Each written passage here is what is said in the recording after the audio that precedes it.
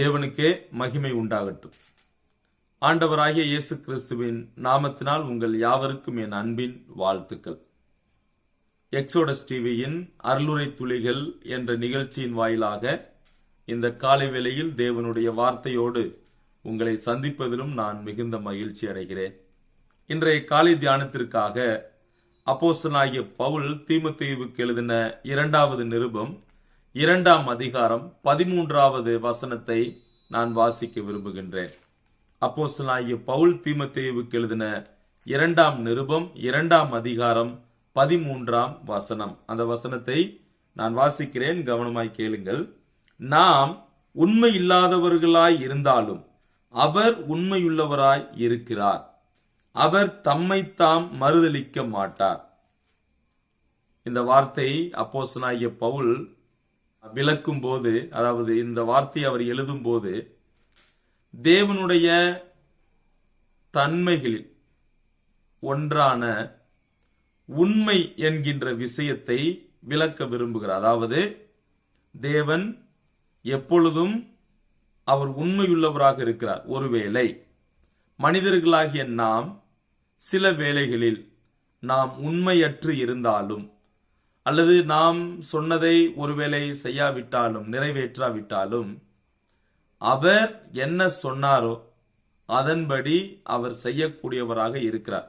இன்னொரு வார்த்தையில சொல்ல போனா, தேவன் எப்பொழுதும் அவர் உண்மையுள்ளவராக இருக்கிறார். God is faithful. தேவன் உண்மையுள்ளவர்.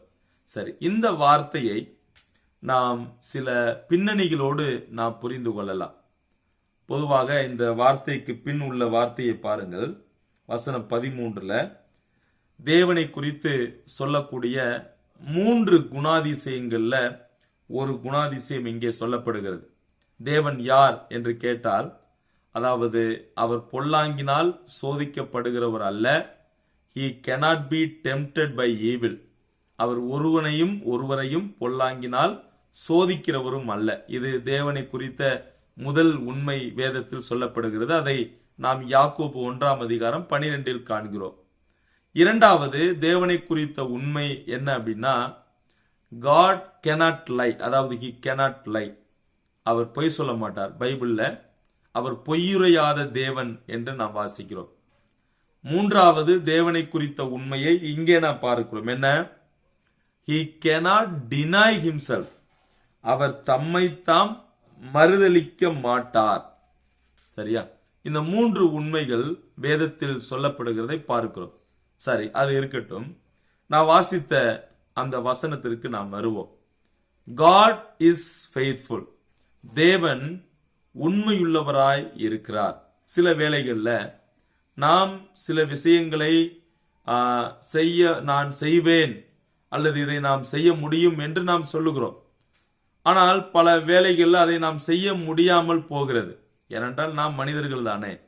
சோ மனிதர்களாக இருக்கக்கூடிய நாம் பல வேளைகளில் நாம் ஒருவேளை மற்றவர்களுக்கு ஒரு வாக்கு கொடுத்தாலோ, அல்லது நாம் இதை செய்ய வேண்டும் என்று நாம் சொல்லி இருந்தாலும், சில வேளைகளில் அதை நம்மால் செய்ய முடியாது. ஒருவேளை ஒரு விஷயத்தை ஒருத்தவங்க சொல்லியிருப்போம், அது நம்முடைய மறதி நிமித்தமா நம்ம செய்யாம போயிருக்கலாம். சோ அது உண்மை இல்லாத தன்மையை காட்டுகிறது. ஆனால் தேவன் எப்பொழுதும் உண்மையுள்ளவராக இருக்கிறார். சரியா? ஆனால் நம்ம எப்போதுமே உண்மை இல்லாதவங்களா இருக்கணும் அப்படின்னு பைபிள் சொல்லல. நாம் ஒருவேளை உண்மை இல்லாதவர்களாக இருந்தாலும் அவர் அப்படிப்பட்டவர் அல்ல. அவர் எப்போதும் உண்மையுள்ளவராக இருக்கிறார் என்று நாம் அறிந்து கொள்ள முடிகிறது. பாருங்க, இங்கே நாம் சில வேளைகளில் நம்முடைய அந்த விசுவாசத்தை நம்மேலே, அதாவது நம்மீதே வைக்க பார்க்கிறோம். ஆனால் வேதம் என்ன சொல்லுகிறது? நமது விசுவாசத்தை அவர் மீது வைக்க வேண்டும். We need to put our faith in Christ. இந்த உலகத்துல நிறைய அர்ப்பணியாளர்கள் ஆண்டவருக்காக பல இடங்களுக்கு சென்று தங்களுடைய அர்ப்பணியின் வேலையை செஞ்சாங்க. அதாவது ஆண்டவருடைய ஊழியத்தை செஞ்சாங்க. அதுல பாத்தீங்கன்னா ஹட்சன் டெய்லர் அப்படின்ற மிஷினரி நீங்க கேள்விப்பட்டிருப்பீங்க. இவர் தன்னுடைய வாழ்க்கையில அடிக்கடி சொன்ன ஞாபகப்படுத்திய வார்த்தை இதுதான். என்ன சொன்னார் அப்படின்னா, it is not by trying to be faithful but in looking to the faithful one that we win the victory. எப்போது ஒரு மனிதன் வெற்றி அடைகிறார் அல்லது எவ்வாறு ஒரு மனிதன் வெற்றி அடைகிறார் என்று கேட்டால், நாம் உண்மை உள்ளவர்களாக அவர் மீது, அதாவது அவருக்கு நாம் உண்மையுள்ளவர்களாக இருக்க வேண்டும் என்பதை காட்டிலும் அந்த உண்மையுள்ள தேவனை நாம் நோக்கி பார்க்கும்போது நாம் வெற்றி அடையலாம். இந்த வார்த்தையை நான் சில ஆங்கில அகராதி மற்றும் தமிழ் அகராதியில் பார்த்தபோது இந்த ஃபெய்த்ஃபுல் என்ற வார்த்தைக்கு பல அர்த்தம் வருகிறதை நாம் பார்க்கலாம். அதாவது ஃபெய்த்ஃபுல் அப்படின்ற வார்த்தையை இட் இஸ் காட்ஸ் கேரக்டர், இது தேவனுடைய தன்மைகள் குணாதிசயங்களில் ஒன்றுதான் இந்த உண்மையுள்ள தன்மை. சரி, இந்த வார்த்தைக்கு அர்த்தம் என்ன ஆங்கில அகராதியில் சொல்லப்பட்டிருக்குது அப்படின்னா, faithful means God is unchanging in his nature. God is unchanging in his nature. அவருடைய தன்மையில் அவர் மாறாதவர் என்பதை இந்த வார்த்தை குறிக்கிறது. மேலும் true to his word, true to his word, அவர் சொன்ன வார்த்தையில உண்மையா இருப்பாரு என்பதை சொல்லுது. மூன்றாவது, இந்த வார்த்தையுடைய அர்த்தம் keeping his promises forever and ever. keeping his promises forever and ever. அவர் எப்பொழுதுமே அவர் என்ன வார்த்தையை அவர் சொன்னாரோ, வாக்குத்தத்தம் சொன்னாரோ, அதில் அவர் உண்மையுள்ளவராக இருப்பார் என்று சொல்லுகிறது. நீங்க தமிழ் அகராதி, தமிழ் டிக்ஷனரியில இந்த ஃபெய்த்ஃபுல் அப்படின்ற வார்த்தைக்கு பல அர்த்தம் வருகிறது. ஒன்று, மாறுபாடில்லாமல் என்கின்ற அர்த்தம் வருகிறது. இரண்டாவது, நம்பிக்கைக்குரிய என்ற அர்த்தம் வருகிறது. மூன்றாவது, நம்ப தகுந்த, we can reliable, சரியா, நம்ப தகுந்த. நான்காவது, திட பற்றுடைய, திடம் அப்படின்னு சொல்ற இல்லையா, திட பற்றுடைய. ஐந்தாவது, உண்மையான என்ற வார்த்தை வருகிறது. சரி, இப்ப நான் வாசித்த வசனத்துல 2 தீமோத்தேயு 2ஆம் அதிகாரம் 13வது வசனத்தில் God is faithful, தேவன் உண்மையுள்ளவராய் இருக்கிறார் என்று நான் பார்க்கிறோம். சரி, இதை இன்னும் கொஞ்சம் கூட வேதத்துல பல பகுதிகளில் இருந்து நம்ம சிந்திக்கலாம். தேவன் எதிலெல்லாம் அவர் உண்மையுள்ளவராக இருக்கிறார் என்பதை நாம் பார்க்கலாம். முதலாவது, அவர் எதில் உண்மையுள்ளவராக இருக்கிறார்? 1 யோவான் 1ஆம் அதிகாரம் 9வது வசனத்தை வாசிக்கிறேன். 1 யோவான் 1:9, நம்முடைய பாவங்களை நாம் அறிக்கையிட்டால் பாவங்களை நமக்கு மன்னித்து எல்லா அநியாயத்தையும் நீக்கி நம்மை சுத்திகரிப்பதற்கு அவர் உண்மையும் நீதியும் உள்ளவராயிருக்கிறார். அப்ப தேவன் எதற்கு அவர் உண்மையுள்ளவராக இருக்கிறார் அல்லது எதிலே உண்மையுள்ளவராக இருக்கிறார்? நாம் நம்முடைய பாவங்களை அறிக்கையிடும் போது, when we confess our sins, he is faithful and he is just and faithful to forgive our sins. நாம் நமது பாவங்களை அறிக்கையிடும் போது நமது பாவங்களை நமக்கு மன்னித்து எல்லா அநியாயத்தையும் நீக்கி நம்மை சுத்திகரிப்பதற்கு அவர் உண்மையுள்ளவர். சோ நமது பாவங்களை மன்னிக்க அவர் உண்மையுள்ளவராக இருக்கிறார். இரண்டாவது, அவர் தேவன் எதில் உண்மையுள்ளவராக இருக்கிறார்? 1 கொரிந்தியர் 1ஆம் அதிகாரம் 9வது வசனத்தை நான் வாசிக்க விரும்புகின்றேன். 1 கொரிந்தியர் 1ஆம் அதிகாரம் 9வது வசனம். தம்முடைய குமாரனும் நம்முடைய கர்த்தருமாய் இருக்கிற இயேசு கிறிஸ்துவுடனே ஐக்கியமாய் இருப்பதற்கு உங்களை அழைத்த தேவன் உண்மையுள்ளவர். இங்கே தேவன் எதில் உண்மையுள்ளவராக இருக்கிறார்? நாம் அவரோடு ஐக்கியமாய் இருப்பதில். அந்த வசனத்தை இங்க நல்லா கவனிங்க. தம்முடைய குமாரனும் நம்முடைய கர்த்தருமாய் இருக்கிற இயேசு கிறிஸ்துவுடனே ஐக்கியமாய் இருப்பதற்கு உங்களை அழைத்த தேவன் உண்மையுள்ளவர். அப்ப நம்மை எதற்கென்று அழைத்திருக்கிறார்? அவரோடு நல்ல ஐக்கியத்தில் இருப்பதற்காக. அப்ப ஐக்கியத்தோடு இருப்பதற்கு அவர் உண்மையுள்ளவராக இருக்கிறார். இப்ப யோசிங்க, மனிதர்களாகிய நாம் உண்மையாய் இல்லாவிட்டாலும், சரியா, அதாவது நாம் அவரோடு ஐக்கியப்பட்டு வாழ விரும்பாவிட்டாலும் அல்லது நாம் அதை செய்யாவிட்டாலும் அவர் நம்முடனே ஐக்கியமாய் இருப்பதற்கு உண்மையுள்ளவராய் இருக்கிறார்.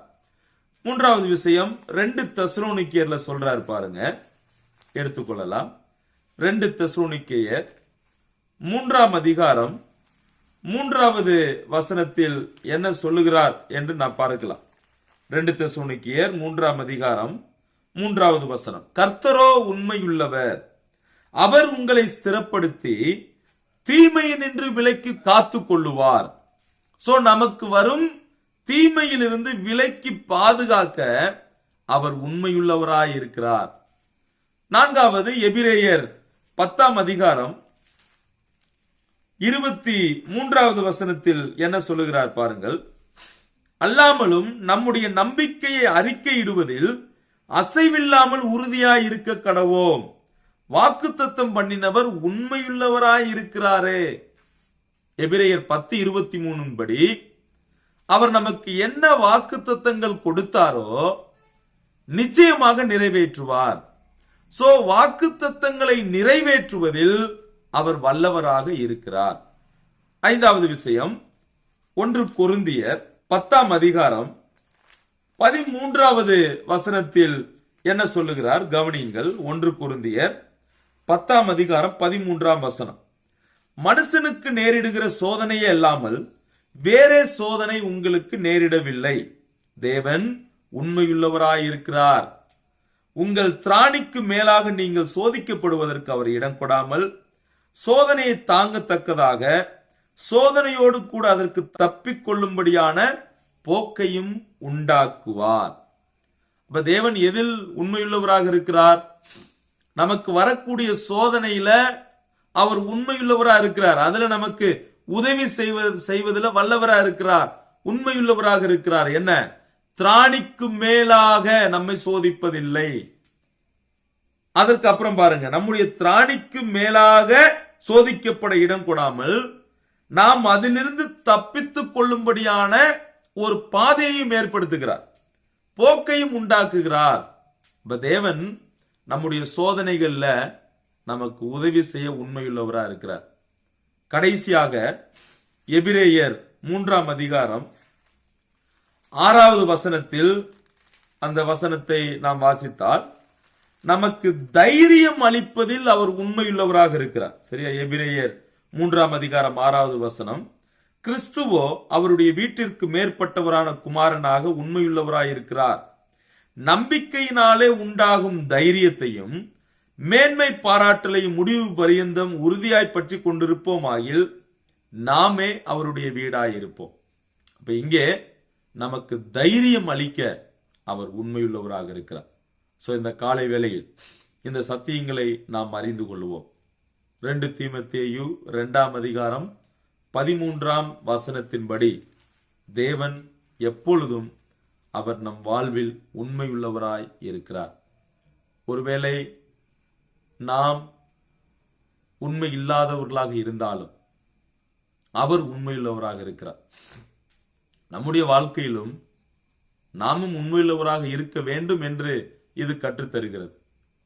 1 கொரிந்தியர் 4ஆம் அதிகாரத்துல அப்போஸ்தலனாகிய பவுல் சொல்லும் போது, நீங்களும் நானும் உக்கிரானக்காரர்களாக இருக்கிறோம். as a steward, நாம் உக்கிரானக்காரர்கள் என்ற முறையில் அவர் நம் எஜமானாக இருப்பதால் நாமும் அவருக்கு உண்மையுள்ளவராக இருக்க வேண்டும். சரி, ஆண்டவர் எப்பொழுதும் உண்மையுள்ளவராக இருக்கிறார். எதிலெல்லாம் உண்மையுள்ளவராக இருக்கிறார்?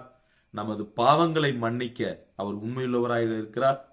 நம்மோடு நாம் அவர் சொல்லபடி, அதாவது அவரோடு நாம் ஐக்கியமாய் இருப்பதற்கு அவர் உண்மையுள்ளவராக இருக்கிறார்.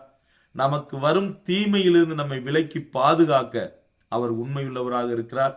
வாக்குத்தத்தங்களை நிறைவேற்றுவதில் அவர் உண்மையுள்ளவராக இருக்கிறார்.